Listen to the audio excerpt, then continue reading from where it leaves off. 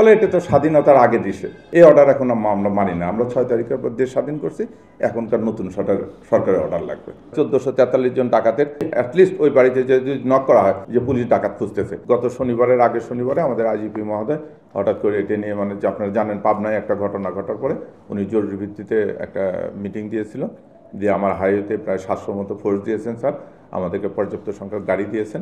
এটিতে আমরা একটা অ্যাপসের মাধ্যমে এখন টহল করতেছি, মানে ক্রস পেট্রোলিং করতেছি। আর এই অ্যাপসটা আমি বলবো পরিবহন মালিকের যারা আছেন তারা এই অ্যাপসটার নাম্বারটা আপনি আমাদের হাইওয়েতে দিয়ে আছে, আপনারা নিয়ে নিতে পারেন। নিলে হবে কি আপনার এর সঙ্গে সংযুক্ত হতে পারবেন, সংযুক্তে আপনি দেখতে পারবেন যে আপনার নিকটবর্তী কোথায় কোথায় পেট্রোল পার্টি আছে। যে সার্ভিসটা আমরা এয়ারপোর্টে চালু করেছি, এয়ারপোর্ট থেকে বিদেশে একটা যাত্রী গেলে আমরা তাদেরকে আমাদের নাম্বারটা দিচ্ছি, দিয়ে বলতেছি যে আপনারা এই নাম্বারটা নিয়ে আপনারা যদি হোয়াটসঅ্যাপে অন করেন আপনি দেখতে পারবেন যে পুলিশ কোথায় আছে, পুলিশ দেখতে পারবে যে আপনি কোথায় আছেন। এবং আমরা এয়ারপোর্টে একটা হেল্প ডেস্ক চালু করছি, একটা প্যাসেঞ্জার আসার সঙ্গে সঙ্গে আমরা তার নাম্বারটা নিচ্ছি, নিয়ে আমরা সেই জেলার কন্ট্রোলকে পর্যন্ত বলে দিচ্ছি যে মহাসড়ক থেকে যাওয়ার পরে ওই জেলায় যাওয়ার সময় জেলার পার্টি যেন তাদেরকে বাড়ি পর্যন্ত স্কট করে নিয়ে যায়। কারণ আমরা দেখছি যে রাতের বেলা যদি সমস্ত রাতে ধরি সমস্ত বাংলাদেশে খুব বেশি হলে 25 থেকে 30 জন বিদেশি যাত্রী যায়, 25-30টা গাড়ি। তাই 25-30টা গাড়ি স্কট করার জন্য পুলিশের কোনো বিষয় না।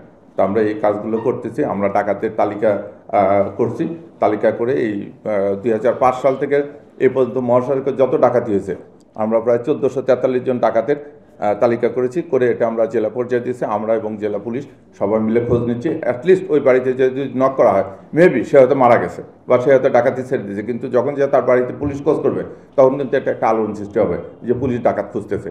এতে যারা নতুন ডাকাত সৃষ্টি হচ্ছে তারাও সাবধান হয়ে যাবে। আমরা এই ব্যবস্থা নিয়েছি, নিয়ে আমরা মনে করতেছি যে সার্বিকভাবে সবার সহযোগিতায় আগামী দিনে আমরা একটা নিরাপদ ঈদযাত্রা নিশ্চিত করতে পারবো। আমি আবারও বলতেছি যে আমাদের তরফ থেকে আমরা আইন শৃঙ্খলা রক্ষাকারী বাহিনী হিসেবে আমাদের তরফ থেকে যতটুকু সহযোগিতা দেওয়ার দরকার দিচ্ছি। যে পুলিশ 10 দিন রাস্তায় কোনো গাড়ি আটকাবে না, আমি আটকাবো না, কিন্তু আপনি কি নিশ্চয়তা দিতে পারছেন? আপনি এখানে বলছেন যে 5 লাখ লক্ষ ঝক্কর মার্কা গাড়ি আসছে, এই গাড়ি উঠবে না। আপনি বলছেন যে 3 দিন ট্রাক চলবে না। আমি 3.5 ঘন্টায় 79টা লোড ট্রাক দাঁড় করেছি যমুনা সেতুর সামনে, যখন আমি এসপি হাইওয়ে ছিলাম 2014 থেকে 18 পর্যন্ত। আর দেখা গেল যে প্রায় 7 কিলোমিটার যানজট হয়ে গেছে, টোল পাওয়া যায়। কেন? ওরা বললো যে ট্রাক আসতেছে প্রচুর, ট্রাক তো চলাচল বন্ধ। তখন তারা আমাদেরকে বললো ট্রাক বন্ধ করেন। আমি 3.5 ঘন্টায় 79টা ট্রাক আটকেছি। তা আপনারা কি পণ্য পরিবহন ট্রাক বন্ধ করছেন? করেননি। ম্যাডাম বললো সিএনজির কথা। আমি ঢাকা চিটাগাং রোডে কয়েকদিন আগে করলাম, করে দেখলাম সিএনজি অটোরিকশা চলাচল নিষেধ। আমি ওখানে 104টা ক্রসিং আছে, রোড ক্রসিং। এই রোড ক্রসিং সহ টোটাল এই রোড নিয়ে ভিডিও করে আমি পরবর্তীতে হিসাব করে দেখলাম প্রায় 13,000-এর মতো সিএনজি অটোরিকশা এই রোড এবং রোডের পাশে দাঁড়ায় আছে। এটি কি বন্ধ হয়েছে?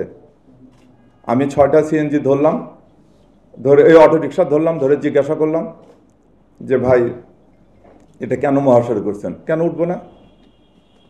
তা আমি বললাম না, এটা হাইকোর্টে নিষেধ আছে। কোথায় নিষেধ আছে? রায় বের করলাম।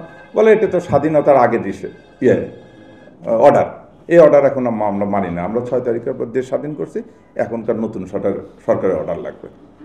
তারপর আবার সীতাকুণ্ডের ওখানে যে ধরলাম, ধরার পর প্রথমে এক সিএনজি মানে কি বলে অটোরিকশাওয়ালা বললো কেন আপনারটা গাড়ি আমারটা গাড়ি না, আপনারটা ব্যাটারি দিয়ে চলো আমারটা ব্যাটারি চলো, সমস্যা কি?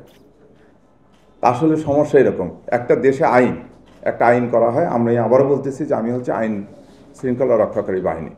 তা একটা আইন যদি 90% লোক মানে, 10% যদি লোক না মানে, সেটা হয় আইন। এখন এই দেশে যদি মনে হয় যে 100% লোক ডাকাতি করবে, তো তখন ডাকাতি প্রতিরোধের কোনো আইন থাকে না, তখন ধরে নিতে হবে যে এটাই স্বাভাবিক। তা আমাদের আসলে মহাসড়কে বিশৃঙ্খলাটা হয়েছে ওই অবস্থা। তা আমি এখানে গুণীজনরা আসছেন, সব পক্ষে আছেন। আমি বলবো যে আমরা যে কথা বললাম আমরা প্রত্যেকের অবস্থান থেকে করি। আপনার যদি 5 লক্ষর গাড়ির রাস্তায় উঠে আসে আমি কিছুই করতে পারবো না।